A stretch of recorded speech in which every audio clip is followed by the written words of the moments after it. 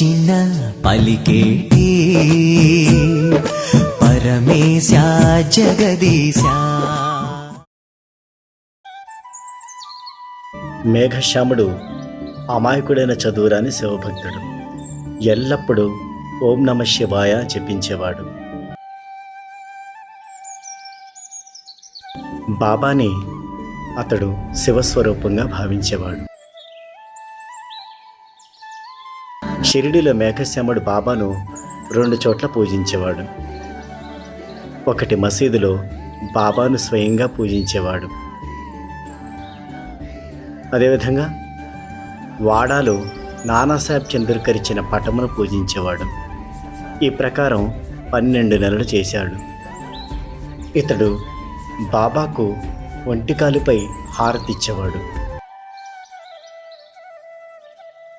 ఒకసారి మేఘుడు తెల్లవారుజామున మెలకువగా ఉన్నప్పుడు అతనికి ఓ అనుభవం కలిగింది. పక్క మీద మేఘుడు కళ్ళు మూసుకొని పడుకుని ఉన్నప్పుడు, అతను మానసికంగా పూర్తిగా మెలకువతో ఉన్నప్పుడు బాబా స్పష్ట రూపం అతనికి కనిపించింది.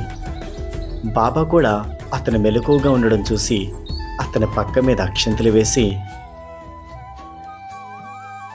మేఘ, గోడ మీద త్రిశూలం బొమ్మను గీయరా అని చెప్పి అక్కడే అదృశ్యమైపోయారు. బాబా మాటలు చెవుల్లో పడగానే మేఘుడు ఎంతో ఆనందంతో పులకరించిపోతూ కళ్ళు తెరిచాడు. కానీ బాబా అదృశ్యమవడం చూసి అతనికెంతో ఆశ్చర్యంగా అనిపించింది. మేఘుడు చూసినప్పుడు పక్క మీద అన్ని వైపులా అక్షింతలు పడి ఉన్నాయి. వాడా తలుపు ఇదివరకులాగానే మూసి ఉంది. మేఘుడికి ఎంతో సందేహం కలిగింది. అతను బాబా దర్శనానికి ద్వారకామాయికి వెళ్ళినప్పుడు సాయినాథునికి త్రిశూలం సంగతి చెప్పాడు. గోడ మీద త్రిశూలం గీసేందుకు అనుమతి అడిగాడు. మేఘుడు బాబాకు తన కలనంతా వర్ణించాడు. అప్పుడు బాబా, కలేమిట్రా, నా మాటలు నువ్వు వినలేదా? గోడ మీద త్రిశూలం గీయి కలే కదా అంటూ నా మాటలు నిజమా అబద్ధమా అని అడగడానికి వచ్చావా? నా మాటలకు అర్థం చాలా స్పష్టంగా ఉంటుంది. అందులో ఒక్క అక్షరం కూడా వ్యర్థం కాదు. అప్పుడు మేఘుడు, బాబా, మీరు నన్ను మేలుకొల్పారని మొదట నాకు అనిపించింది. కానీ కనీసం తలుపులు తీసైనా లేవు కనుక నాకు అలా అనిపించింది. అప్పుడు బాబా, ప్రవేశించుటకు నాకు వాకిలి అవసరం లేదు, నాకు రూపము లేదు, నేను అన్ని చోట్ల నివసించుచున్నాను. ఎవరైతే నన్నే నమ్మి నా ధ్యానమునందే మునిగి ఉందురో వారి పనులన్నీ సూత్రధారిణై నేనే నడిపించెదను. సాయినాథ ప్రభు బ్రువరావా జగన్నాథ శ్రీ కరుణ. బాబా మేఘుణ్ణి త్రిశూలం గీయమని చెప్పటానికి కారణం ఎంత కుశలతతో, ఎంత ఆశ్చర్యకరంగా ఉంటుందో చూద్దాం. ఇక్కడ మేఘుడు వాడాలో త్రిశూలాన్ని గీయడం ప్రారంభించాడు.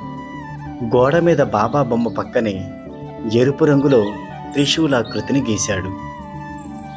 మర్నాడు మసీదులో రామదాస సాంప్రదాయానికి చెందిన ఒక బాబా భక్తుడు పూణే నుంచి వచ్చాడు.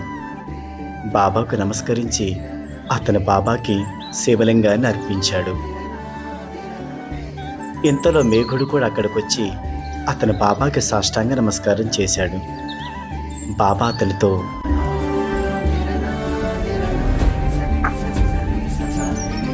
చూడు, శంకరుడు వచ్చినాడు, జాగ్రత్తగా పూజింపుము.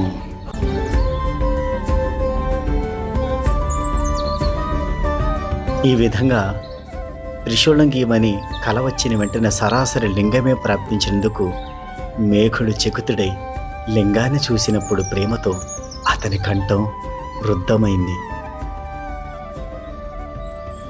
అయితే ఈ శివలింగానికి సంబంధించిన మరో అనుభవం కాకాసాహెబ్ దీక్షిత్కి వచ్చింది. ఇక్కడ శివలింగాన్ని తీసుకొని మేఘుడు మసీదు నుంచి బయలుదేరినప్పుడు వాడాలో కాకాసాహెబ్ దీక్షిత్ స్నానం చేసి సాయి స్మరణలో లీనమైనాడు. ఉతికిన వస్త్రంతో దేహాన్ని తుడుచుకొని రాతి మీద నిలబడి తువ్వాలను తల మీద వేసుకొని సాయిబాబాను స్మరించుకోసాగాడు. ప్రతిరోజులాగే నియమంతో తలపై తువ్వాలు కప్పుకొని నామస్మరణ చేస్తున్నప్పుడు అతని ఎదుట ఆనందంతోనూ సంతుష్టి తొణికిసలాడే అందమైన మొహంతో మేఘుడు తన ఎదుట నిలబడి ఉన్నట్లు అనిపించింది.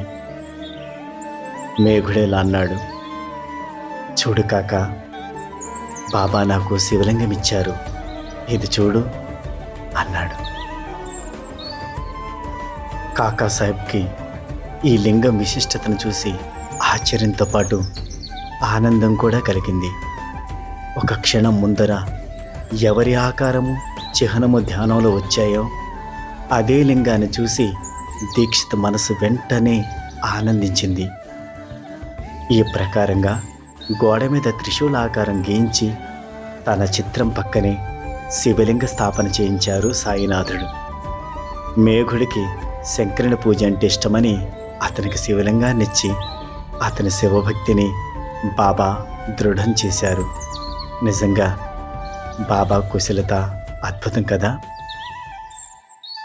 మీరు షిరిడి వెళ్ళినప్పుడు ఈ శివలింగాన్ని మీరు చూడొచ్చు. అది ఎక్కడంటే, మనం సమాధి మందిరం దర్శనం చేసుకొని బయటకు వచ్చిన తర్వాత అక్కడ గురుస్థానం ఉంటుంది, అంటే వేప చెట్టు. ఆ వేప చెట్టు క్రింద సాయినాథుని యొక్క చిత్రపటం ఉంటుంది. ఆ చిత్రపటం పక్కన ఈ శివలింగాన్ని ప్రతిష్ఠించడం జరిగింది. ఆ రోజు బాబా అనుమతితో మేఘుడే ఈ శివలింగాన్ని అక్కడ ప్రతిష్ఠ చేయడం జరిగింది. కాబట్టి బాబా కలరూపంలో మరి ఆ త్రిశూలను గీయించి బాబా ప్రేమగా అతనికి శివలింగాన్ని ఇవ్వడం, మరి తదుపరి ఆ శివలింగాన్ని ఆ వేప చెట్టు కింద ప్రతిష్ఠ చేయడం జరిగింది, అంటే గురుస్థానం దగ్గర. కాబట్టి మీరు షిరిడి వెళ్ళినప్పుడు తప్పకుండా ఆ శివలింగాన్ని కూడా దర్శించుకోండి. సాయినాథ్ మహారాజ్కి జై.